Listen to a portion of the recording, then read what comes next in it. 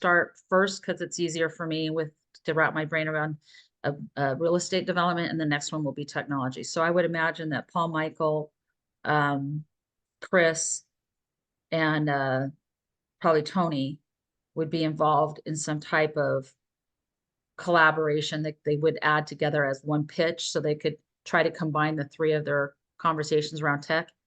And then Katie, Frank, and Timothy and I could do something around a real estate development. Timothy, I'm not sure if yours is more tech or real estate, but or if you're just giving some constructive criticism and listening in, that's fine as well. Okay, so I was just saying we have access. I just spoke to the owner of this property, and it's owned, so it's not needing to be purchased. And he has 3 different pieces of property that he would like to discuss bringing to the venture, and we would form a joint venture. It has land and water on all of them, and they range anywhere from 4 acres to 2 square miles. And they are in Nevada and in Mexico. So they range, there's 3 different pieces of property. So you have a small pieces of property to 2 miles of the property. That's a huge acreage, and water rights. And then also down in Mexico, which is on the Sea of Cortez. All right, we are putting together that's what I'm going to just start with that. Now, Frank, I'd like to have you add in, actually, Katie, would you add your island as well to this? Can you tell him a little bit about your island in Canada? Yeah, absolutely. Yeah, so we're co-creating the blueprint for fully regenerative conscious community. And it, however, actually, I just got a phone with my partners, we're actually shifting.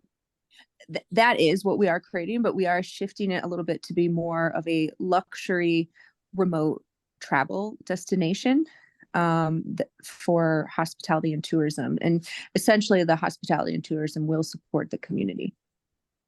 It's called Kermode Park in British Columbia. And then it's powered by hydroelectric Bitcoin mining.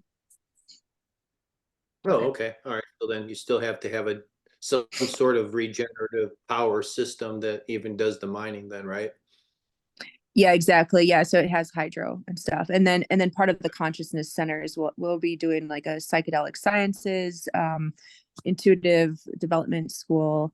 It's like state of the art learning facility that people can come from all over the world. So it will be like a transformational hospitality destination. Oh, that's cool. Okay, so you've got a lot of different types of land there. Now, Frank, can you add in your 360 solution of how and who would be and their track record of how, when we're presenting this, what do you think they add to it? And then from there, we're going to discuss what does that look like for, how would we split up the pie? That would be the next. I want people to be thinking in their head, how would we split this pie up? So this is what Frank is bringing to the party. Sure. Okay. So, my background's more, if one of the companies, Deloitte and Touche, is more or less management consulting and taking a look at, disparate systems that when all brought together, create a better solution than being broken apart. So, this I could share, but if we think about, no matter if you believe solar and wind is either its current functional, whether it's going to stay long-term with 0 points and other stuff. Right now, we just consider, a solution set of end-to-end 360 solution is developing an electron absorption platform. We're currently using solar and wind that also ties into water. So we have a water source. That water source turns into the ability to distribute it. And then that water source is then either bottled and or creates distribution capabilities. So that way you're actually transferring water. And then that's also part of what we call our agrivoltaics, where we're creating that water into agricultural capabilities. So we want the land to be able to produce organic farming. Then we are going to be looking at alternative source panel type technologies, such as creating solar in trees, like solar trees, and alternate designs, which will include hydrogen, So that way you can actually either transfer hydrogen as a future fuel or use hydrogen and convert into hydrogen power plants. So you're using the water off the land to create your 24/7. However, you're still using solar and wind as a kind of a combined force. And then to create more profitable, so it's an economic model, that we use that energy, that extra energy, through distributed and also distributed energy charges, and then EV tolling. So you're bringing that all into, you're bringing transportation and that energy together for a better ROI play. And then full recycling. So we're recycling batteries, recycling solar panels, and then we're bringing an AI platform that kind of wraps the whole thing. That's kind of like the matured model. So that way your AI is managing, your solar efficiencies, your wind efficiencies on top of your demands, your forecasting of your farming, your demand of forecasting for your farming, your EV charging where they should be based on localities to generate more profits back into your ecosystem. And then transportation, usually we're looking between 10 to, let's say, 50 to 100,000 population towns that may want to work with this, but yet they're having to transfer back into larger transportational areas such as like Las Vegas to LA. And the whole concept is, with the AI model, is to be able to have a ecosystem where a small government or a regional political scenario like a 2 mile would be able to say, hey, listen, we have one management system that can control even then maximizing carbon credits for, again, revenue capture and then overall system management. So there's going to be a lot of people just saying, I just want EV tolling. I'm just a solar panel company. I'm just a wind turbine company. I just want to do solar farming. But to bring that whole thing together, what we're saying is we're going to bring all of those vendors in as one contractual solution, then integrate those all in as one player. Where we're doing this is we're working with a company called ABM. They're about an $8 billion company with about a $35 billion financing arm that really has done each individual segments, that through this process, one of their chief development directors on their board is going to be sitting on our board and really kind of bringing this together. And what they looked at us to do is really kind of bring the project forward and the systems design and the system vendor integration. So that's kind of like, in a nutshell, what we're doing. Okay, can I So ask a how we question? can apply to that? Yeah, go ahead, shoot. Okay, so this group that you've worked with from before, or this is somebody that's a new relationship? I've worked with the chief development officer for over a year now, and he's made investments in our firm. So yeah, we've done other projects. And these Yes. gentlemen that have the ability to do this full circle, I would call it a closed loop system. They have track record, correct? We talked Yeah, about each individual. Yeah, we have a chief information officer, a chief technology officer, a chief development officer. Each one of them with has a track either record. deployed. Yep, track records. Like our chief information officer has his own software company in India developing AI models and software systems, and has current systems in the marketplace. Yes, everybody has successful and the successful and profitable, right? Economically and environmentally. Yeah, and they would be upfront, either can be presenters or their backgrounds be submitted for background checks, not a problem. And are they do they have a vetting process to show the impact of I have a vetting process for the economic part of it.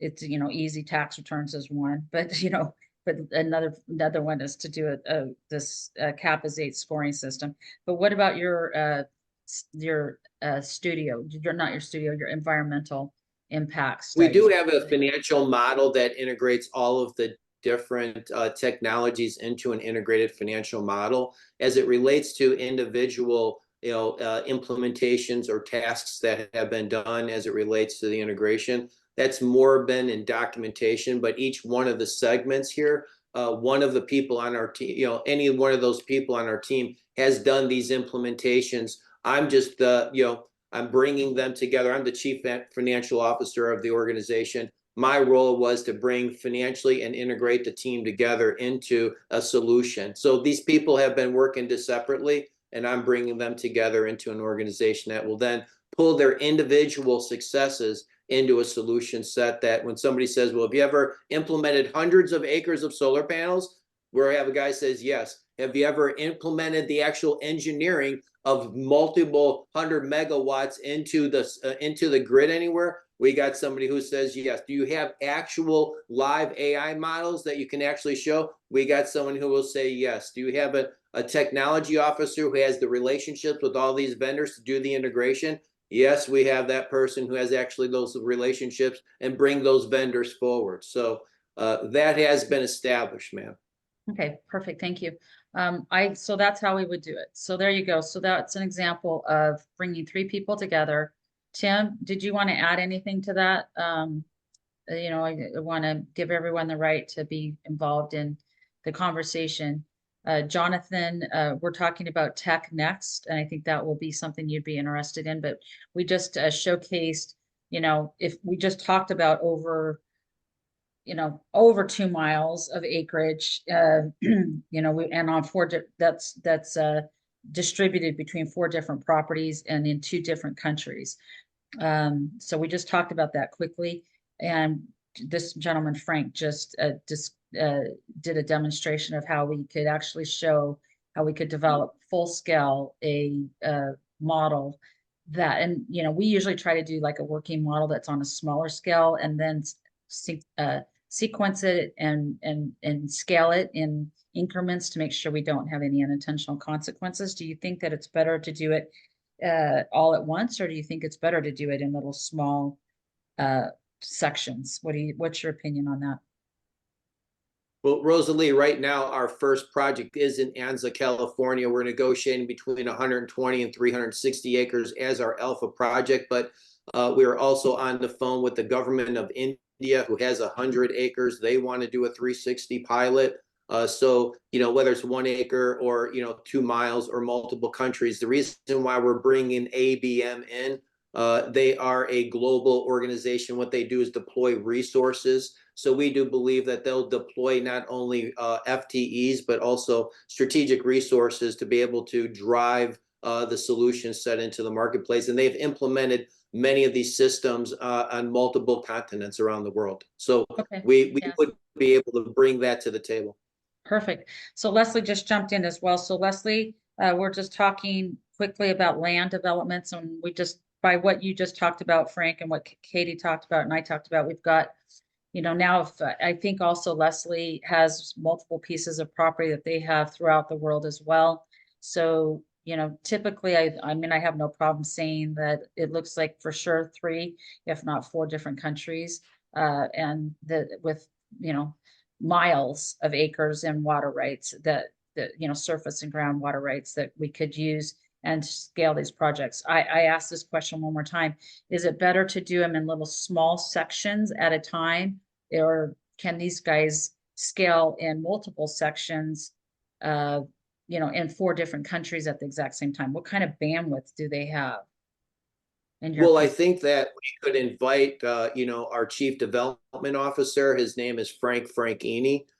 He is also on the board of ABM. Again, that's a $8 billion global organization. He could then scale those questions in reality of like, okay, how would they deploy, multiple markets and multiple 360 solutions across that much of properties. But as far as financing it, they do have financing arm up to a $35 billion financing arm. They actually started in water, and they're moving to these energy projects. So I think we fit perfectly into what they would like to finance, these large system projects. They really don't want to do little ones like a few acres. They probably would want to do like maybe a minimum of 100 to 200 acres. So that way there's enough energy to sell back to the grid, or Yeah. create an economic model that justifies their resources, ma'am. Yeah, I agree. I agree that when I say smaller acreage, I'm now talking about hundreds of, 100 acres, 20 Yeah, like acres. is 50 just, to yeah, 100 would yeah, be yeah. good. Yeah. So, yeah, I mean, I used to think that 10 or 20 acres was the minimum, but I really think 100 acres is the minimum if we're going to sell back and get carbon credits. So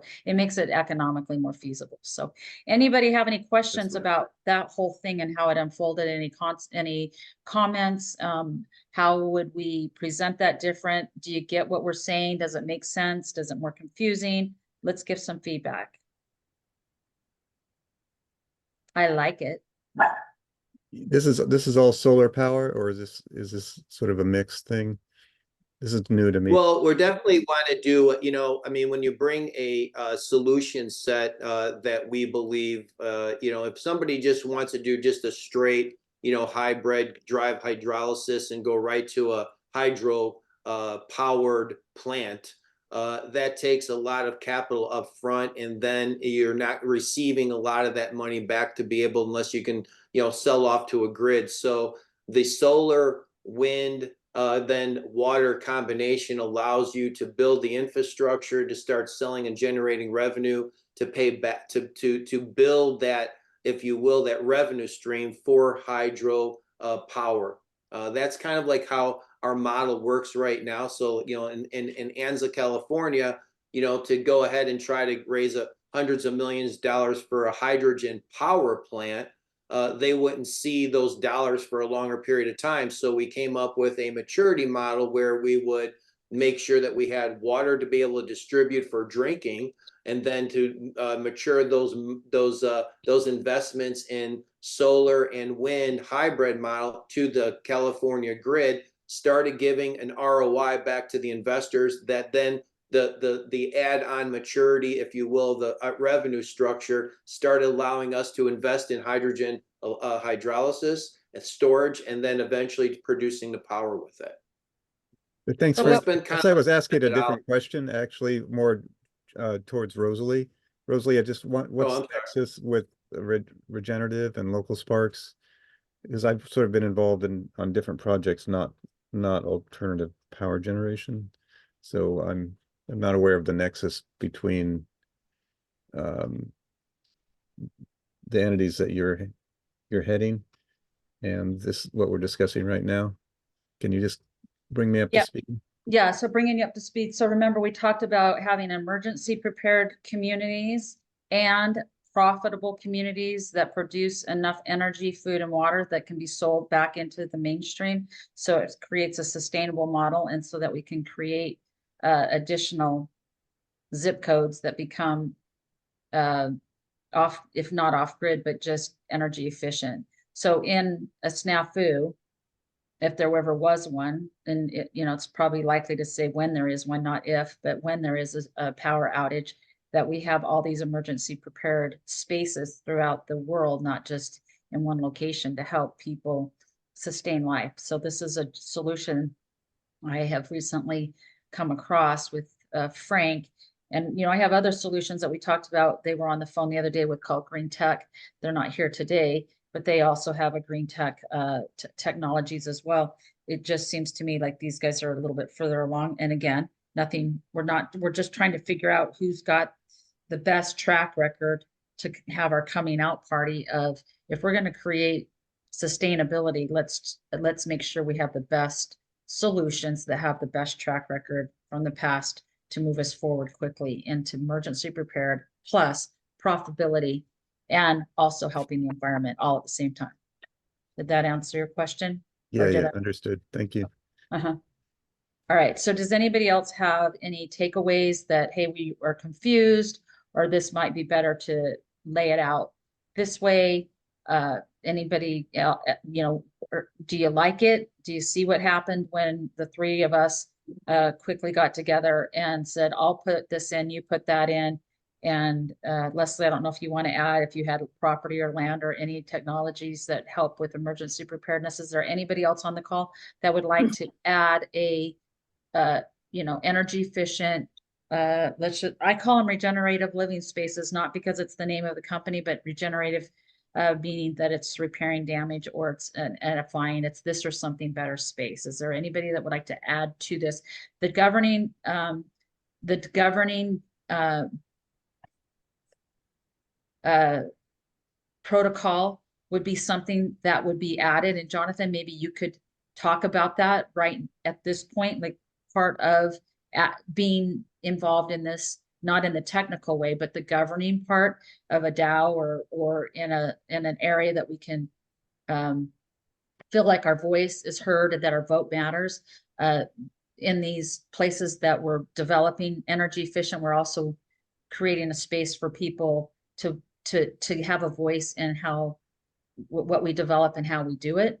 Maybe would be a time to discuss one more aspect into one of these technical real estate developments. And then the next thing is going to be talking just about tech. And I would like to hear how Chris and Paul and Tony and if any of us want to add to their technical panel. This is we're talking about real estate development and governing documents around that. So Oh yeah, Rosalie, could I just mention something? yeah. Yeah, our church has been selling some major properties, so we are going to start buying a big property that could be it could be a business, but also like a workshop site, and could possibly be residential area too. So our church is looking for different properties throughout the country. And it seems like this would really fit in with what you're doing. It could really align beautifully.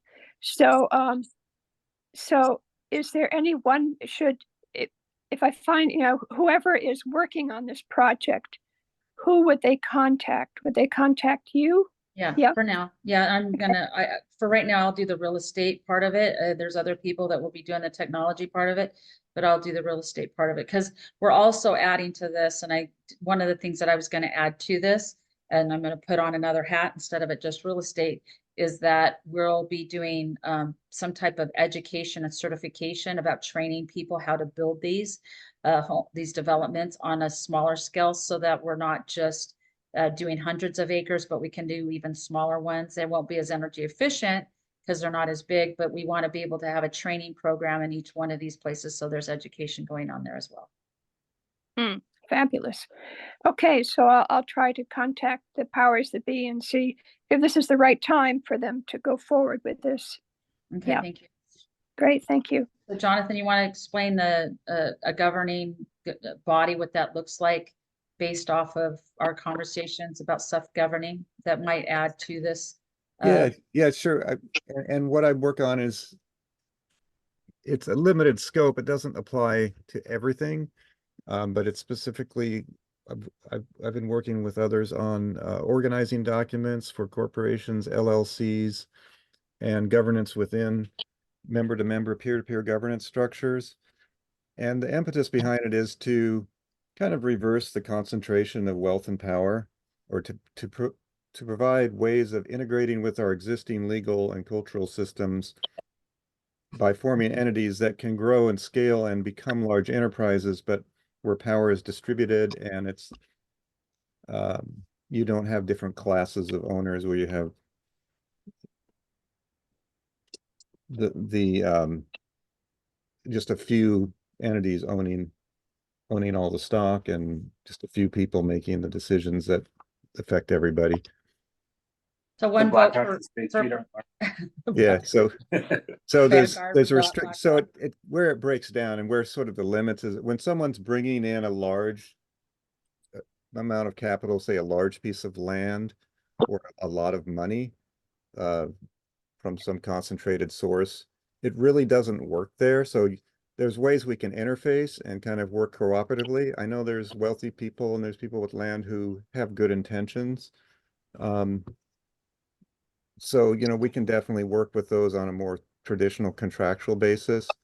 But what we're developing more would be for intentional communities where you want the governance structure to be, then the voting power to be distributed and earned based on basically time and energy input, life energy input, if you will, rather than something that can be bought and sold and traded and accumulated up to encourage a community mutual benefit spirit rather than a buyer beware, survival of the fittest, let me, whoever dies with the most toys wins type of environment. So if that's confusing to some people, because when he's an attorney by trade, so he speaks very eloquently. So I will blonde it down for you, just a little bit. It's people that have a heart for community and a head for business, that are active in putting forth effort, time, and some funds towards something that the community as a group values. Everybody gets one vote for one person. Doesn't matter who you are on the hierarchy or whatever, everybody gets one vote, one person. And then you also have the ability that if you don't have something right now that the group benefits or values, that we're offering this education system around that so that people can say, I don't know how to do IT or cybersecurity, but I'd really like to learn how to. And we need that in the community, and not a lot of people are doing that. So we can actually do a certification to help them. Now they have skin in the game, that we've helped them with their education, and they're helping the community. So and Rosalie, so it's with one person, one vote, that's kind of politics. That's the Democratic, Republican parties and so forth. And there's problems with that. So what we do in our communities, it's more like 1 hour of effort, right? So it's your life investment. So people who are dedicated mostly to doing it have more voting power and selecting who. Yeah, I remember now. It's not Right. So we belong to a group, and we do a weekly log and we have a certain amount of shares that we share per week, and we all log in how many hours of a week that we put together towards, and we log it. And then we share a collective pool of shares. And so Right. yeah, Right. I And meant, and those shares are non-transferable. And we're continuously generating them. And you can get a dividend right with those shares that is transferable, and you can leave to your heirs or sell it. But the voting power is not transferable in the organizations that we're working on. thank you for that clarification. Okay, so anybody have any other questions about how does that look now that you put the land, the technology of developing that with a, highly sustainable model that's got a track record, plus this governing body that Jonathan and I have been working on for some time, and I see that it works, and I am excited to put all those together. Do you see how much more attractive that becomes when that package is one opposed to individuals? I personally do, as an investor myself, and all of us have an MVP to show a track record opposed to a concept. These are all past tabletop or just conceptual ideas. They're operational, they work, they're effective. Good. What's the question, or what are Does you asking anybody for? see does everybody agree that putting them together has more impact than them individually? Is there anybody that thinks can I have you unmute your phone and just either say, yes, we agree, or no, that doesn't make sense. I think we should keep them individual. I'm asking this question. This is not this is a question of, do you think I see it that they're more powerful together. Does anybody else disagree with that? If you do, Well, your phone. I mean, I can see how it could be very very positive, but I just wonder if there doesn't need to be at least, a person in charge kind of thing. Are you talking about the governing documents or governing if there needs to be a hierarchy in one of these communities that we're developing? You feel like there needs to be someone that governs that this part that he's talking about makes it a little uncomfortable? Well, there's another piece of that I didn't explain, but go ahead and I'll explain. Yeah, I just wondered, that's all. I mean, Yeah. I've seen both things work. I know in Arizona, in our church, we just had a governing group. It wasn't one person for a long time.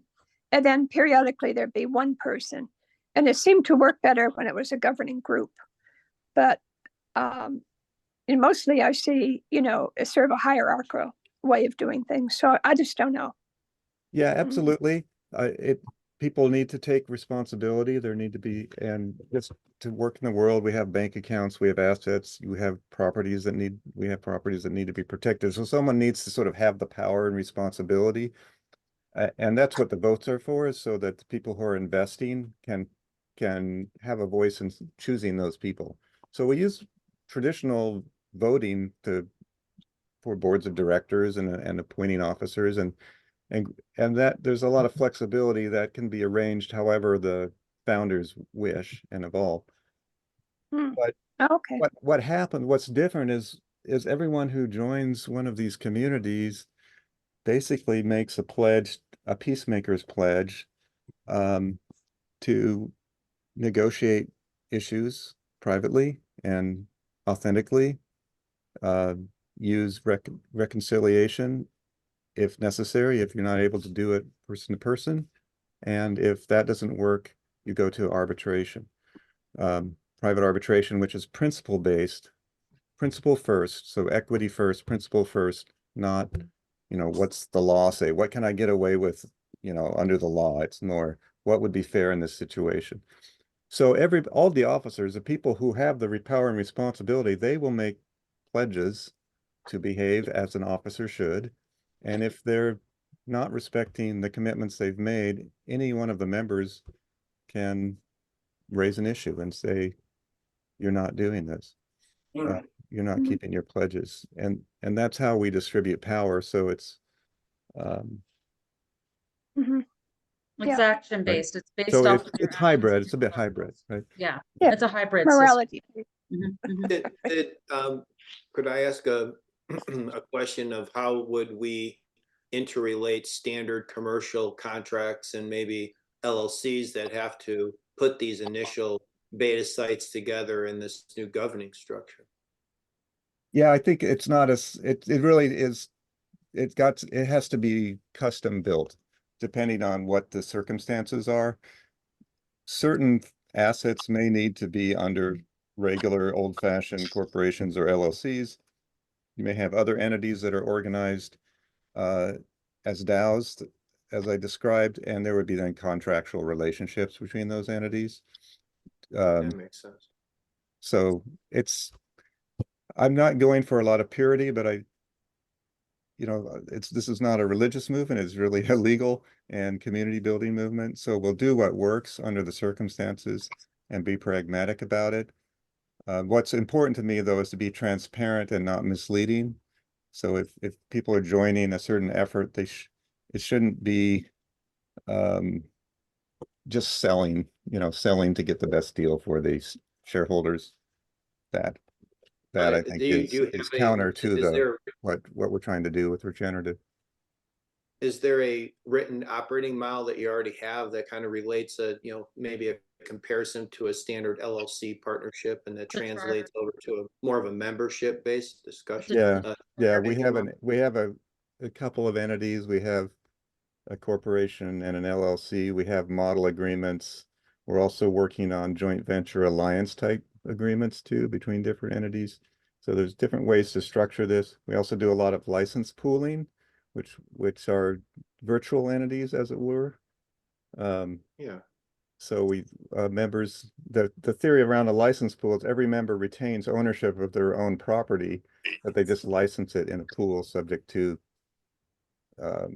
it could be one standard license, or it could be a variety of licenses determined by the contributors. Okay, so I want to open it up to any other, we need to go to the tech part of this. So that would be a presentation that the four of us would sit down and or stand up and kind of give an overview, answer questions from the audience, the grant writers, the funders, the other collaborators.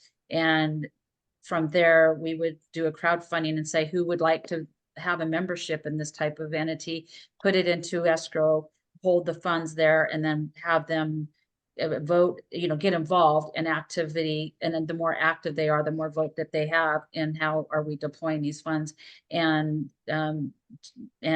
making a difference. So do you see how that would be one panel discussion that would be presented? I think it looked pretty good. What, And February 8th? Are we talking now? what was that? Is this for the Yeah, regenerative? for the science February conference? 8th, we're gonna call it a pre-launch. It's a pre-launch event that we're doing on February 8th, and then with the caveat that in April, we're gonna start our crowdfunding. And in February, we're gonna start a crowdfunding. So the crowdfunders get a better piece of the pie than our traditional investors. So by design, I think that's what we all agreed, that we thought that would be something that would work out, is to, whether it's in kind or by revenue, people that are willing to help with a lion's share of what needs to get done would be the ones that get the most benefit, equity shares. So in the what we just spoke about in these real estate developments. Okay, so is it okay to move on from, I'd like to make sure you guys are all on this call next Thursday to continue this discussion about this regenerative development, real estate developments wrapped around a, very innovative technologies and governing body documents that are, well thought out and have a track record. So, and land with water rights, and we can prove that's the next thing, is I'm going to start showcasing and putting this on our websites, the actual joint ventures that show the land and the parcels that we're in joint venture with these. These are not something that we're just told we have access to. We have access to. I've already got some of them under contract, but I want to make sure that everybody's going to be completely transparent, realizing that when I say we're going to do something, it has to be documented. All right, so you ready to go to the technology part, or does anybody have something just amazing that would be great to put into this development phase? Is there somebody else on the call really quick that wants to add? And I need to add you into, Leslie, on this. So it was 4 or 5 of us, because you guys have lands as well. But anybody else that would be adding to just the real estate development before we go to technology? Rosalie, yeah, I think that it's really an opportunity to sell some of these developments too. I mean, if you're looking to actually build these things out, I mean, having potential residents and investors that would actually want to live in these places, that would be huge. Oh, yeah. Oh, maybe I didn't. So that is what the crowdfunding. So you're going to actually have opportunity to live in these spots if you want, or own, rent. You can use them as as an income producing.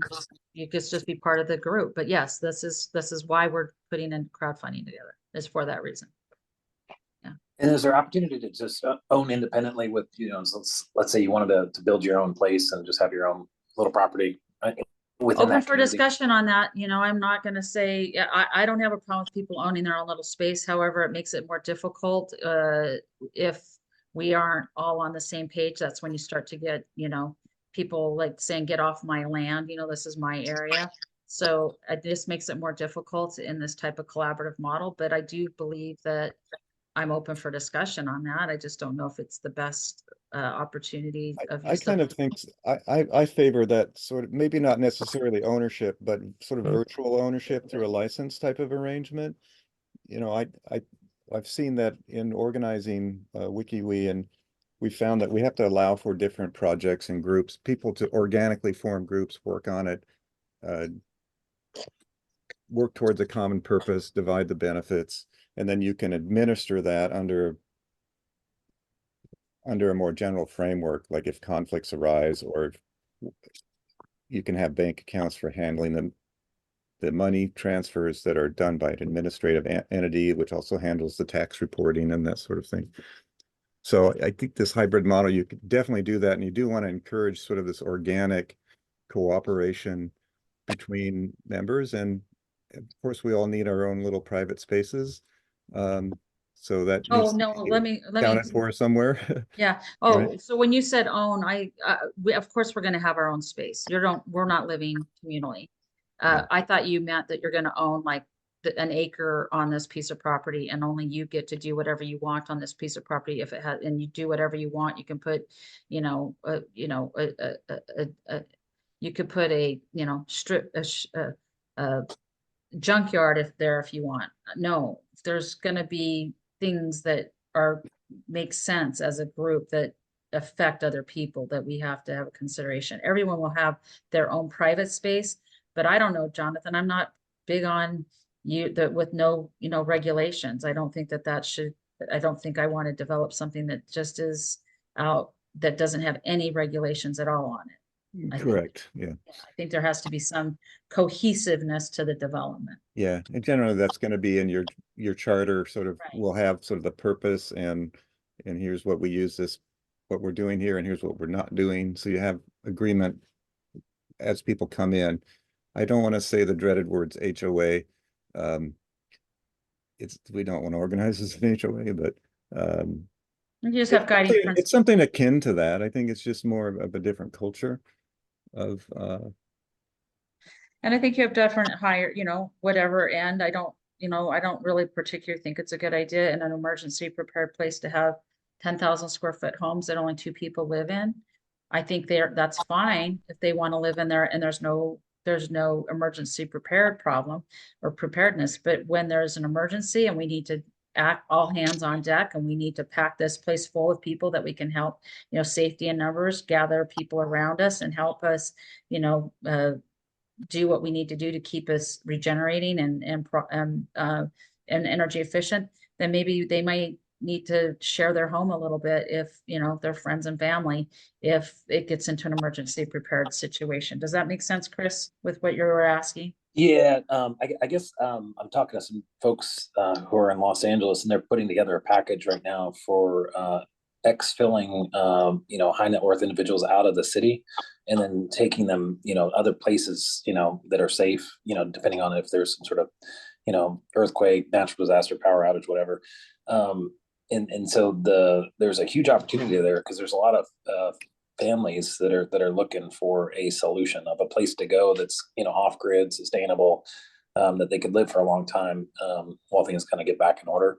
Yeah, Frank and I talked about that at their bug outs. That's what we call them, as bug outs or bug out places. So you can bug out if you have to, and can be accessed out of that area. So anyway, Yeah. okay, so that sounds good. I want to keep going, you guys, because we really are supposed to be done in 30 minutes. And I like the conversation, but we need to do something with this technology. So do you mind if we jump from this and just make sure you're here that's next week? And if you want to, we may need to maybe have another, maybe I'll set up, somebody want it? Should we set another call for this regenerative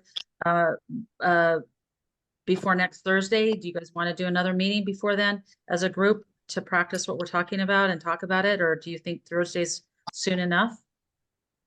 Yeah, I think maybe Monday or Tuesday might be good to just kind of recap some of these things, because I think some of these pieces coming together, one Okay, is the branding. I'll set up a Monday Zoom, and hopefully whoever wants to get on, I'll get the people on that were just on this call, and I'll send it out on Monday. So Katie, you might have to set up a link. I know she's gone again, but do you mind setting up something if you can on Monday, and I'll send it out to the group? Do you mind doing that? Because it's on your Zoom. Yes, she can help. Just let me know and I'll help. Okay, thanks. Okay, so I'll send it out to everyone. Okay, let's jump to the technology part. So Paul Michael and Vam and Jonathan and Chris and Tony and Debbie, if there's anything that you want to add to a technology that you have that is, first of all, has a MVP that's correct and has success. Second is, what does it do and the problem you're solving? And just quickly give us an overview so we can see what you have, what your abilities are, and let's see how we can puzzle it together and put it into one little nice package like we just did with the real estate development. Can we do that really quick? Does someone want to start? Yeah, this is Vem here. I don't have very specific things right this second, but I do know there are technologies like this rotating cylinder that my friend Austin Steinbart, who was on the last call, he has all that information. I'd love to, when at a later date, I'd love to submit some of that information, especially some of the lost technology stuff with these the cylinders that rotate on their own inertia and create unlimited amounts of electricity. Something that's been around. I think there's a YouTube video on it. It's been around since the 1930s, but obviously our establishment's not a fan of free energy. So that's one of the things I like to propose. Okay. So we have a technology that is free energy. I actually watched a video where they took 2 electrodes, stuck it into a moringa tree where it was actually had a sliver where it had been damaged. And because the energy from the tree puts energy right there, they were actually to power a light and a sander. I watched it and with nothing attached to it but the tree. And so there's a lot of things that can happen. you know, that might not be cost effective to do on a large scale, but in a pinch, that's something that could work. So those are the type of things. What about like a platform? So let's talk about a platform, you know, a data software platform. Paul, Michael, are you able to give us an idea of what you're designing for, you know, not just a Nevada, but a national, you know, crisis that we are having, that you can just, you're a developer, you're a MIT award-winning data developer. Can you, and then maybe we can expound on what you've got and that they can add to what you've got. Cause I think you and actually Chris would have a really good, you know, solution here together. Just real quick, afternoon, everyone. My name is Paul Michael Burgess. What Rosalie is talking about, I'm more of a software designer, innovator, very creative ideas with creating a AI machine learning, pretty much a mobile application for cannabis, Delta 8, and toxic product recall. So verification of the product, being able to scan the product and collect the ingredients, and also what brand it is of the cannabis or the toxic product. It could be, you know, a candy bar. But what this also allows, the platform allows to do, if the FDA gets notifications that there's a salmonella outbreak somewhere or E. coli outbreak somewhere, instead of it waiting 10 days till you got to hear it on the news, or you got to read it in an article, or somebody at the grocery store, you know, hear a conversation about it, it would be a notification straight to your phone. So this would be in real time. And so we collect data around adverse events. It would also allow customers and users of those products to report incidents to the state, but also to the FDA. Their website is not very future forward thinking. So a lot of my thought process is what's to be in the future by the year 2050. So that's my mindset on technology. So yeah, thank you. And then Chris, you've got a solution that you're looking to do, a platform. And this, like I said, Paul Michael, is what I'm hoping is that the two of you guys can come up with a solid platform where not only does Paul Michael have a platform that is discusses public safety issues, that it alerts everyone, but you also now have a platform where you can trust the people who are inputting, because they're in your inner circle. And maybe I would like to see that this solution could be combined. Can it? I don't know. Could it be? Yeah, no, 100%. That actually, yeah, we should probably talk, because yeah, there's a lot of you know, I think what you know I'm leveraging off of is this situation that's unfolding where trust is kind of falling apart. I think when you look at, you know, consumer products, food safety, you know, vaccines, like just pretty much anything that, you know, we take in, there's a risk, and that's one thing that the consumer really wants to know is it safe, and so that's, you know, what we're trying to be on the AI Trust Council is a place that people can go where they can find vetted information, where people are polled on how much they trust the data source.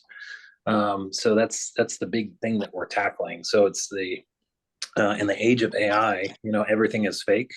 And so what we're doing is we're helping internet users make authenticity determinations about the content that they see online, so they can determine if it's real or fake. And then so that's step one for the company. And then but step 2 and 3 are allowing the internet users who are operating on the site to collect and maintain their own metadata, so that they can then sell that metadata to advertisers. And the idea is that you want the most trusted individuals to rise to the top, so that people who are navigating the site can look at trusted sources of information and realize how they're vetted and that kind of thing. And lastly, we've got the ability to poll.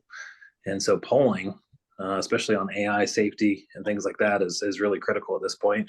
And the idea for the Trust Council is that you can poll, you know, large portions of the population to see where they where they think the limits to AI should be, and what they're comfortable with, and what the people want. And the idea is to do it on a blockchain.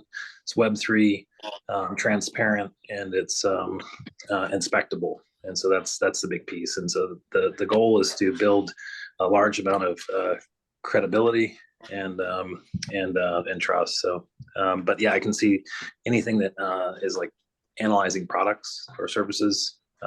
Yeah, definitely we could work together. Okay, and I've got some people on the wrong line or long call. You guys can go on that other Zoom link I just put in the chat, and you'll see that we're on a different Zoom. We're on the 12 o'clock Zoom, not the 10 o'clock one. So, okay, Paul Michael, so you understand that I have a real desire to add, I like what you're doing, but even if you could help with Chris's, his idea, the trust council to verify, so you have your inner circle. It's kind of like a trusted LinkedIn, not a fabricated one, where you know what people are good at and they have a track record to prove it. I think that you would be great to put that together. I know you're busy, and I just wondered if it might be a good fit. And then in the meantime, I'll get us into the governor and the attorney general's office to speak to them about the platform that you're doing. So I don't know if they can be done simultaneously. If they can, that would be great. But if not, we could do them, individually as well. Could I Jonathan, pitch for, please, yeah, I'm working with a couple of technical guys over at WikiWe, and so we definitely, it's actually in our shareholder agreement that we have to go towards Web3, Web5 solutions. So we're prototyping in other spaces, but our emphasis is on using open source applications such as Obsidian for document storage, which is open source. And what we want to build are not putting all our critical data into one giant cloud server where it's vulnerable, but actually put it into distributed networks of local devices that are synced up, and then authenticating data using hash technology, which is sort of Web3, but it's going a little bit beyond that. And then one very important part of that are digital identities. There's new technology coming around called Carry and Glyph. Some of you may be familiar with that, but it's basically a more secure digital identity and more durable. So that combination, we think, is going to allow us to get away from the kind of surveillance capitalism type of business model, where our private data then becomes private again, but it's also more secure than it used to be in the past, because it's less vulnerable to physical damage, because it's distributed throughout local networks, so it can be recovered when needed, and it can be authenticated. So what we really want to get to is autonomous. Everybody has a control over their own data and relationships, and they can prove that it's authentic, all their records. Yeah. So it looks like Paul, Jonathan, and Chris, you guys, I'll need to get a call together. Yeah, we can work. Yeah, you should come over and talk to Brian and Amin, and we should talk, and we're certainly love to share what we're doing and learn from what you guys know. And Chris was on a meeting or call with us one time. So this is a group, and I think that I've been inviting you a couple times, Chris, but they meet today at 4 o'clock on a Signal, and then they get on there's a link there, but you have to be vetted first, or not vetted, but you have to, agree to the terms, which is the principal. Well, it's basically an NDA, yeah. Yeah. An NDA to join the group. So yeah, that's it. I won't be there today, but I try to get there it's on Monday, Tuesdays and Thursdays. They get together at 4. Okay. So let's make sure we do that. So Paul Michael, I don't want to, speak for you, but I think that also might be a really good group you could trust, and that I feel, and anyone on this call would be good at, who's ever into the tech space that wants to see more of this governing. They're very techy, so they have to, blonde it down for me all the time. But I would like to see as many people on that as possible. So we try to end before 1. So unless there's somebody else that wants to add to this, but see how, if we put Paul Michaels and Vem's, like maybe Vem, so Vem's got a solution and then Chris's solution, and we can blend them together. The one about VEMS, it's more of a technical, like it's actually an operating system that's, you know, a mechanical system. And if we could vet that that it's actually innovative and effective, and then run it through a trust council of people that can verify it. And then Paul Michaels and Jonathan has a group of people that actually software and create the platform. How that all can work together, I think, is a beautiful story and a real big solution to a huge problem about, you know, I used to say we couldn't even trust what we used to see, read or see, or, you know, and then now for sure that's the case with AI. So we're talking on the phone, you don't even know who you're talking to half the time. So yeah, it's so weird. Does anybody else want to add to the technical space before we jump off? Are we good? I just added my my email to the chat. Jonathan, if you want to just send me the link to the 4 o'clock, yeah, I'd love to join you guys. Okay.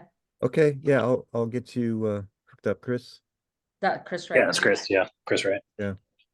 Let's see. Are you on Signal by chance? I am. Yeah. Okay.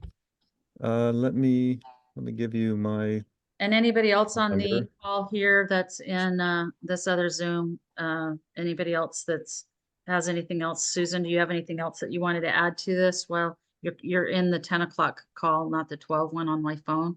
But is there anything else that I know you were listening, but nobody else can hear you. So if there's anything you like to say, if there's anything else.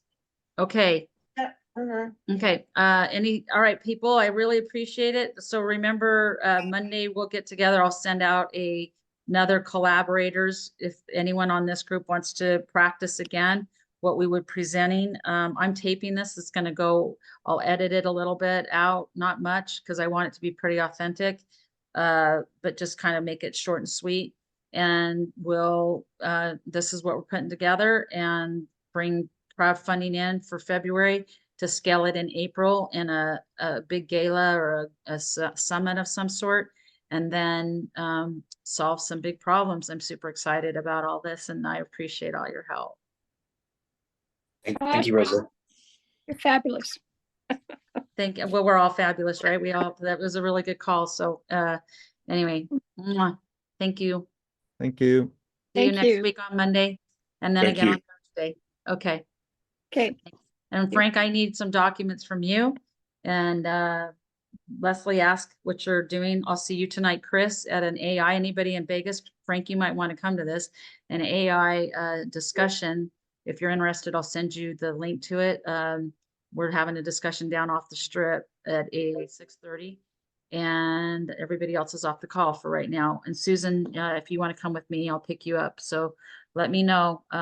But it's all coming together nicely. I can't hear you. You're muted, Frank. Okay. How long are you meeting from? I've got a 4 till 6. Are you Yeah, here at 6? 6:30. How Yeah, long I have is- a 4 o'clock call. I have a 4 o'clock. I'll be done by 5. It's 6:30 to 8. I think it's about how long it'll go for. Okay. This is all right, this let me is yeah, this is a physical space. It's across the street from Fontainebleau, across from on the strip. It's right directly across the street here. I'll tell you the address really quick. Let me just give it to you really quick. It is. And what it is. Well, they're discussing AI and the pros and cons to it. Chris, who you met, Susan, is going to be discussing that we need to have regulation and to leverage AI. And the other group is no regulation, just let it flow and don't get in its way. And and I'm moderating with 2 other people and to keep it safe and civil, but it can get really heated. So just prepared. Okay, yeah. well, I think I better stay home then Yeah, because yeah. PTSD It's I already want her to be there then. she is just such a cutie patootie. But it's 2780 South Las Vegas Boulevard. That's it. Okay. Las Vegas Right, not Boulevard. this- Yeah. I was just letting you know it might be heated. So, but it's a. Rose, are you sending me those documents? Are you emailing them to me or? the I'm gonna. documents you- I'm waiting for documents from you. You were supposed to send me Oh. what, remember you were supposed to send me a packet together after we. Oh, those are gonna be, Yeah. your document production of one page, that'll come out tomorrow, not today. Yeah, okay. Cause yes, I'll Yeah, be yeah, yeah. building all that in Yeah. draft format. But I also need to sign an NDA for you or something. Yeah, and I'll send that to you. It's a Telegram channel. I'll do that right now. So let Whenever me you get a send it. chance. Yeah, I'll do it right now. Are you on Signal? Yes, I am on Yeah. Signal. Okay. Okay, let me go to the Signal channel and I'll send it over to you right now. So Jonathan, the one that was on the call, he and I have been working together on this. It's called Principal Peace. That's the first document. I'll send this out to you first. It's a consent page. Add a member and your name, Frank. Give me your, let's see, what do I have you as? I just Frank. text you, I got just sent got you a message in Got Signal. you, yep. Okay. Mhm. You got, Add member, So I just added the member. He has to, let's see, request invites. Invitee. Did I do that right? I didn't get, I just added you, so I added you on, group, yeah, you mean? but you have to be Yeah, approved. principal So people. I'll make sure that's for the peacekeeping one. And then here's the other one, which is for the confidants. It's called WikiWe Confidant. It's for people that are let's see, not group link. We want to share.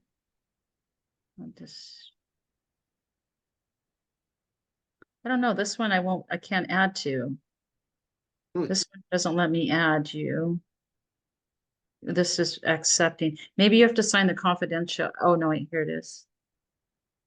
Copy link.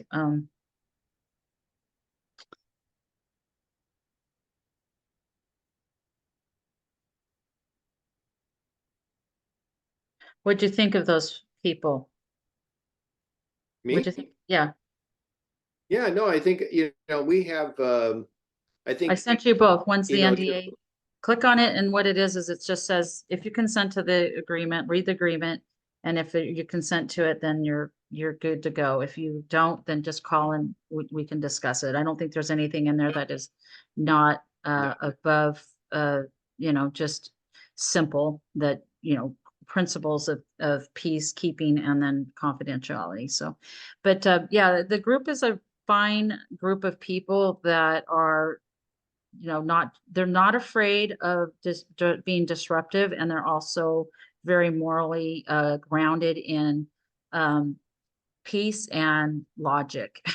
So I really like the group of people that you've been introduced to. So, and I think you are too. So Yeah, no, I mean, when I go on my phone to look at it, it doesn't say click and accept. And it did ask me to download Notion notes and doc tasks.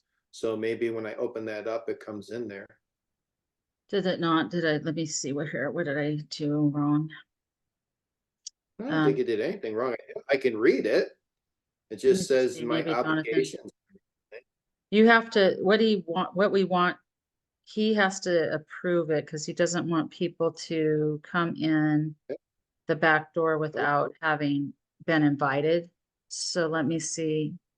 Okay, let me see if I can copy this link, copy this link. Let me just see if I sent the wrong link. What was the same thing on the peacekeeping?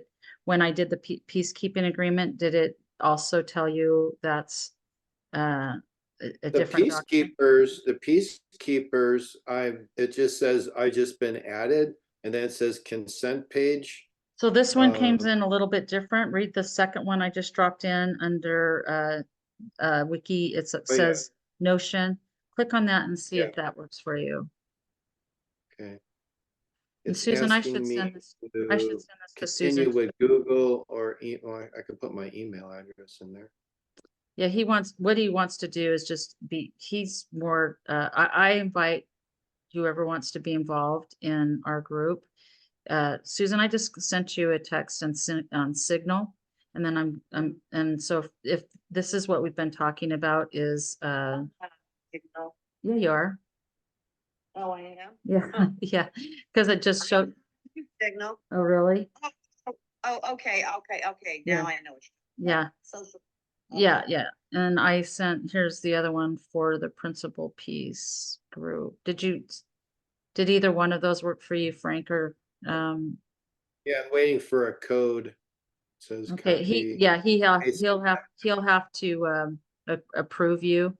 And then Susan, I did the same thing. It's just it's not it's not intuitive for me because I don't use Signal, but it's just really encrypted. It makes sure that's encrypt. You should use this, Susan. It's a really good way to discuss sensitive matters, and it's encrypted information that you would use that keeps your data secure. And anyway. Somebody teach me how to be a spy because now, yeah, I'm serious. I'm not kidding. And I think we all ought to talk to somebody who can teach us how to navigate in a dangerous environment. We are being listened to, and they will try to stop us. Yeah, I know, but we're not doing anything but just solving a bunch of problems. So anybody that wants to, you know, get Get all upset, crazy. yeah, they're just gonna, they're just beating a bunch of people that are trying to be transparent and logical. That's just what I just told Mayor Lou about that. Yeah, I know. I know. I will send you, okay, I'll send you over the other information. So did I not send the correct thing to you? Frank, were you able to get in? You know what, I got as far as it says, it's sending me an email for a code, and then I try And I to think, copy and paste the code in there. It's being a nightmare, so I have to write it down and just kind of type it in. oh So, man, you no, I gotta, think I well, can I get must, myself through it. okay, let You're me call fine. Let Jonathan. me try to work my way through it. Okay, and what I'll do is I'll send you guys both out just a regular text, or if I need to put it through Signal, I'll get Jonathan to send me the link and then approve you guys so that you can just get in. And then once we do that, then you'll be able to attend the meetings because they're all very high techy guys, but they're very, very careful with their information. Yeah, So, no, and we have, eventually we'll probably have a guy by the name of Terry Roston who represents our AI model. He's bringing in his software company that's up and running into this model. So Mhm. it might be a good integration to have, I have like 3 or 4 different executives that may have to integrate with you because I'm Mhm. the chief financial officer, right? So my Mhm. job is integration financing and the solution architecture, but then we have those other individual executives that would be like, well, how's your AI model exactly going to be working? Our chief information officer would answer those questions because he'd be building and he's designing those modules, and he already has software in the marketplace. So Mhm. that's what I'm just saying. I'm going to be, I can't be that whole circle for you, and I can present it. But when you want to start digging deep and saying, well, we want to talk to the guy who's going to be able to put 100 acres of solar panels on a 4 mile strip, I get him